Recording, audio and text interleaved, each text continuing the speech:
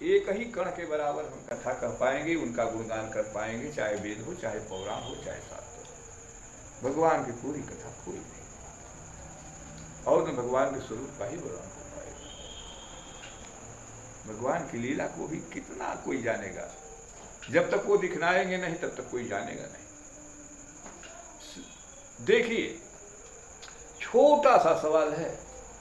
सुग्रीव बस इतना ही कहा कि देख लेना, कहे से जान जिए सैन्य बुझाई, इशारा करके धरि बट रूप देखते जाए।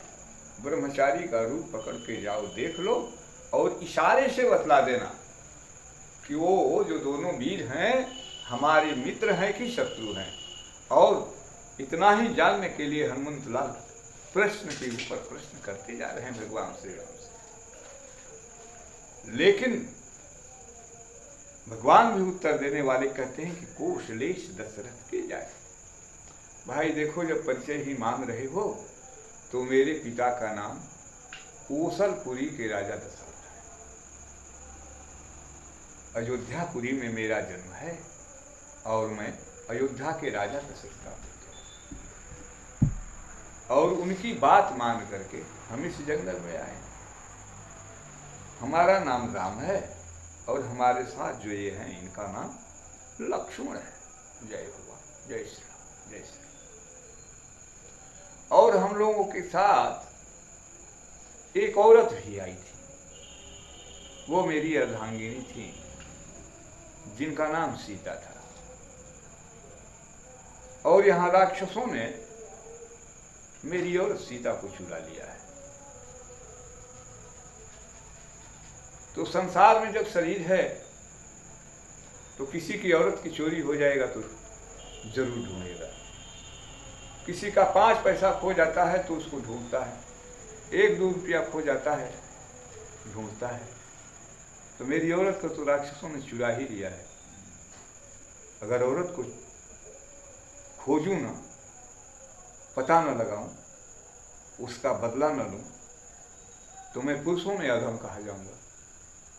आप ही सोच लो।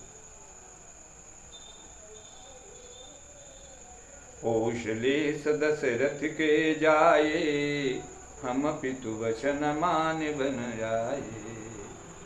यहाँ हरि निश्चर वै देही, खोजत फिरम तात हम तेई। राम लक्ष्मण का नाम। आपन चरित कहा मैं गाई, कहु विप्र निज कथा बुझाई।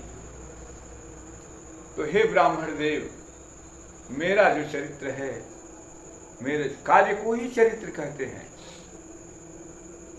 जो जैसा कर्म करेगा वही उसका चरित्र माना जाएगा।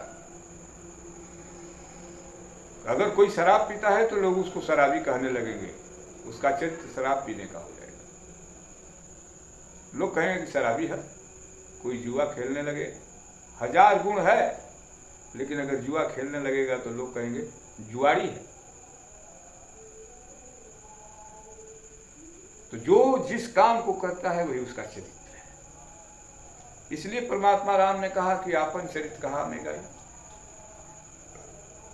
कहु विप्र निज कथा बुझाई। तूने तो भाई प्रश्न कर दिया, ब्राह्मण देवता आपने तो मुझसे प्रश्न कर दिया, लेकिन मैं भी आपका परिचय तो जान लूं। इतना कहना ही था कि वाल्मीकि बाबा वाली बात घटना घट गई।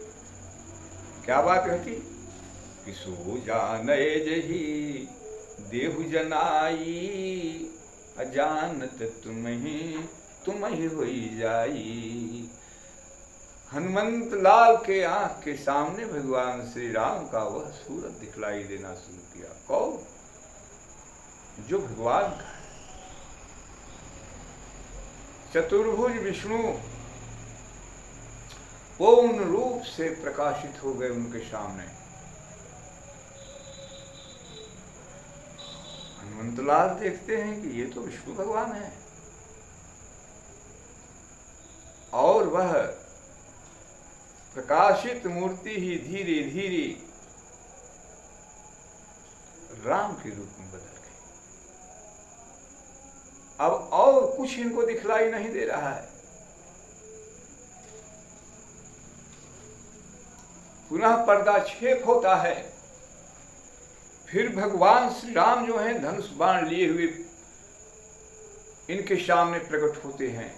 अभी उस आनंद में मग्न ही थे कि चतुर्भुज भगवान विष्णु जो हैं वो भगवान राम के स्वरूप में आ गए और तुरंत अंतर्धान हुआ वह स्वरूप और तुरंत भगवान श्री राम धनुष बाण लिए हुए पूरे शरीर से प्रकाशित प्रकट हो गए और इनका शरीर जो है फिर धीरे धीरे चतुर्भुज विष्णु के रूप में प्रकट हो गया। अब हनुमंत लाल पूर्ण रूप से देख करके इस प्रकाश युक्त परमात्मा भगवान श्री राम को अपने हृदय में अत्यंत आनंद का अनुभव करते हुए कह रहे हैं कि जिस विष्णु की गाथा चारों वेद गाते हैं, जिस विष्णु को सभी संत ध्याते हैं, दिन रात दौड़ते हैं, किस तरह से दर्शन हो जाता, वही विष्णु राम के रूप में प्रकट हो रहे हैं और पुनः फिर राम प्रकट होकर के प्रकाशित होकर के विष्णु हो जा रहे हैं। इसके बाद वह सीन गायब हो गया, आनंद में है, मुख से वाणी नहीं निकल रही है, परमात्मा के स्वरूप में डूबे हुए हैं।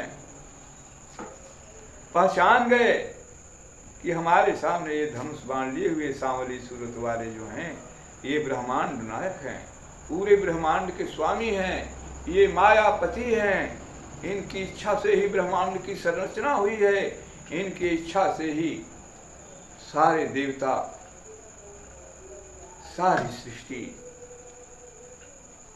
अपने अपने कार्यों में कार्यान्वित हो रहे। क्या हुआ? प्रभु पहिचानी प्रभु गहि चरना, प्रभु पहिचानी प्रभु गहि चरना, असो सुख जाई नहीं बरना। बड़ा आनंद आया भोलेनाथ को। भगवान की जो लीला है इसमें सहयोग भगवान भोलेनाथ का निरंतर रहा है। इस कथा में भी देखिए कि भगवान भोलेनाथ ने देखा और स्पष्ट कह दिया कि हनुमंत लाल भगवान का दर्शन करके इस सुख में हो गए कि जाय नहीं बरना, जिसका वर्णन किया ही नहीं जा सकता। यानी जब वर्णन नहीं किया जा सकता तो ब्रह्म सुख की व्याख्या किसी के बस की है ही नहीं है। कोई ब्रह्म सुख की व्याख्या कर ही नहीं सकता। क्यों? कि तात स्वर्ग, हे तात स्वर्ग सुख, अपवर्ग सुख, धैर्य तुला एक अंग, तूलंता ही सकल मिली, अजो सुख लव सत्संग। लव मात्र का सत्संग यदि हो जाए, सत माने परमात्मा, संग माने संग। भगवान राम के स्वरूप के सामने हनुमंतलाल हैं, जबकि पूरी वार्ता है सत्संग यहां हुआ है हनुमंतलाल का और भगवान श्री राम का। तो लौ मात्र का यदि सत्संग है तो इसके सामने ब्रह्म सुख, अपवर्ग माने मोक्ष होता है, मोक्ष का सुख भी फीका है और स्वर्ग का सुख भी। यदि ये सीधा यदि तराजू के पलड़े पर एक तरफ स्वर्ग का सुख रख दिया जाए और उसी पर मोक्ष का भी सुख रख दिया जाए और दूसरी तरफ सत्संग का सुख रख दिया जाए, तराजू से तौला जाए तो सत्संग वाला पलड़ा नीचे चला जाएगा। इसी सुख में इस समय हनुमंतलाल हैं। तो जब मोक्ष का भी सुख इस सुख के सामने फीका है और साथ ही स्वर्ग का भी सुख के सामने फीका है, तो कौन इसका वर्णन कर सकता है? साधु लोग तो भक्ति मुक्ति, भक्ति और यहाँ परमात्मा के सामने है। तो ये क्या है? ब्रह्मा सुख ही अनुभव ही अनुपा, ब्रह्मा सुख ही अनुभव ही अनुपा अमिलई जो होई संत अनुकूला। बतलाते हैं कागभूषुंडी जी कि ब्रह्म सुख का अनुभव जो है अनुपम है, लेकिन यह कब मिलेगा? जब संत अपने अनुकूल हो जाएंगे तब। अनुकूल होने का मतलब संत अपने पक्ष में हो जाएंगे, संत जब कृपा करेंगे, संत दया करेंगे, संत जब भगवान से प्रार्थना करेंगे, तब किसी किसी को यह ब्रह्म सुख मिलता है। लेकिन वह अनुभव का सुख बतला रहे हैं कि अनुभव का सुख अनुपम है। और यहाँ तो साक्षात परमात्मा राम के पूर्ण स्वरूप का दर्शन करके हनुमंतलाल हैं, इसलिए लिखा गया है कि सो सुख उमा जाय नहीं बर, वह वर्णन के लायक नहीं है। क्या होता है हनुमंतलाल का? हरि पुल की ततन अमुख यावन बचना, देखत रुचिर बेख की रचना। शरीर पुलकित हो गया, प्रफुल्लित हो गया, भीतर से आनंद ही आनंद है, बाहर भी आनंद ही आनंद है। अब पूछना ही क्या है? देखत रुचिर भेष की रचना, रुचिकर भेष है, अति सुंदर भेष है। कहना क्या है? जो नहीं देखा, जो नहीं सुना, जो नहीं मनो समाया, जो कभी देखा नहीं गया है वह स्वरूप देखा गया।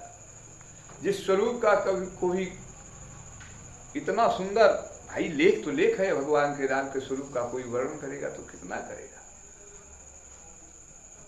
असल और उसका शब्द व्याख्या डुप्लीकेट हो जाएगी। इसलिए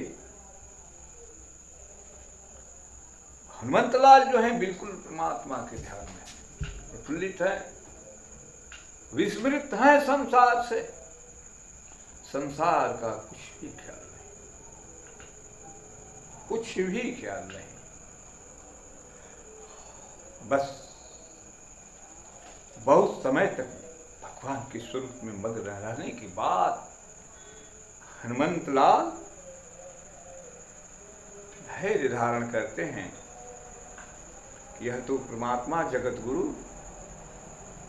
गुरु हैं, विश्व गुरु हैं। अब इनसे क्या कहना, इनकी स्तुति और जरूरी है। तो स्तुति में बस इतना ही। जय श्री राम, जय जय श्री राम, जय श्री राम, जय जय श्री राम, जय बोलो जाओ भैया। जय श्री राम, जय जय श्री राम, जय श्री राम, जय जय श्री राम, जय श्री राम, जय जय श्री राम, जय श्री राम, जय जय श्री राम, जय श्री राम, जय जय श्री राम, जय श्री राम, जय जय श्री राम, जय श्री राम, जय जय श्री राम, जय श्री राम, जय जय श्री राम, जय श्री राम, जय जय श्री राम, जय श्री राम, जय जय श्री राम। इसी स्तुति को प्रारंभ करते हैं। और यहाँ पर हनुमंतलाल के आनंद का ठिकाना नहीं है।